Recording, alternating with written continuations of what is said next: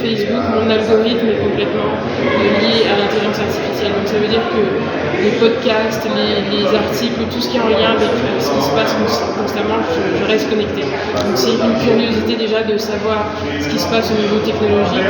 Et ensuite, le deuxième aspect, c'est une curiosité en fait vers les hommes et les êtres humains.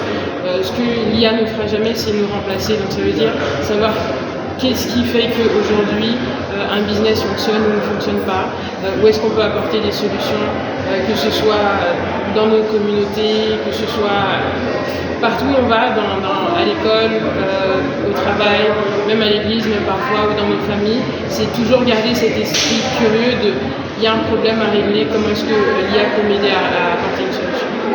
Alors, les États-Unis notamment investissent beaucoup dans l'intelligence artificielle. On parle de 850 milliards de dollars par an, mais du côté de l'Afrique, on voit un peu de réticence. Comment vous, en tant qu'expert de l'intelligence artificielle, vivez cela? Ce qu'on peut constater aujourd'hui, c'est qu'il y a beaucoup de levées de fonds qui se font en fonction des projets. On peut voir aujourd'hui qu'il y a beaucoup de sociétés qui sont seulement des wrappers de ChatGPT, mais qui sont dédiés, par exemple, à la création de sites web, à la création de contenu. Donc en fait, je pense que pour attirer l'attention des investisseurs, il faut se concentrer sur un projet précis qui va apporter de la valeur. Donc ça veut dire l'idée, c'est pas forcément de créer un outil qui va tout faire, et se dire si aujourd'hui je vais me concentrer sur la création de contenu, mais dans le contexte camerounais, ce que les Américains n'auront pas.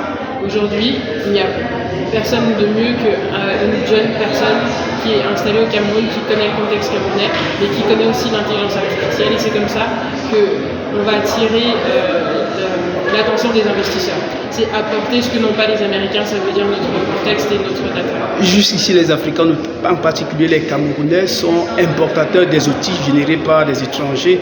Et le constat qu'on fait, c'est que les algorithmes qui sont utilisés sur les plateformes numériques envoient généralement des contenus peu catholiques aux utilisateurs africains. Qu'est-ce qu'il faut faire pour éviter ce dévoiement algorithmique? Je pense que déjà, Rome ne sait pas se faire en un jour.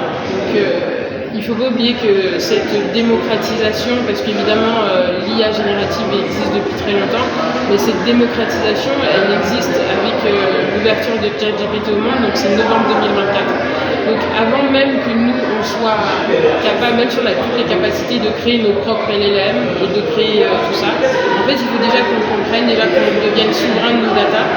Parce qu'aujourd'hui, une question toute bête, vous allez demander quel est... en fait, aujourd'hui, on se rend compte que quand on interroge un LLM, il a un contexte américain. Déjà, maîtriser nos données, l'alimenter avec nos données, pour ensuite être capable de créer nos propres LLM. Aujourd'hui, c'est vrai qu'on peut entraîner des modèles américains ou chinois en les téléchargeant sur notre ordinateur. On n'a plus besoin d'avoir Internet ou quoi que ce soit, on peut l'entraîner sur nos données. Mais déjà, je pense que c'est la première étape. Déjà, collecter nos données, lui donner du contexte, et ensuite on pourra créer nos LLM, nos data centers et tout ce qui s'ensuit. Alors, une dernière question. Quels sont les 5 outils que vous pouvez suggérer à un débutant à l'IA? Ok, donc les 5 outils que j'utilise tous les jours, et vraiment tous les jours.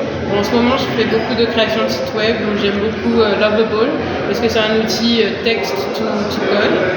Ensuite, Claude, évidemment, ChatGPT. Et justement, avec Claude et ChatGPT, il y a toute la partie coding. Donc, ChatGPT, il y a Codex qui va avec, et que j'aime bien balancer entre Claude Code et Codex. Perplexity, Gemini. Et puis, je pense que j'en ai déjà dépassé 5. Mais voilà.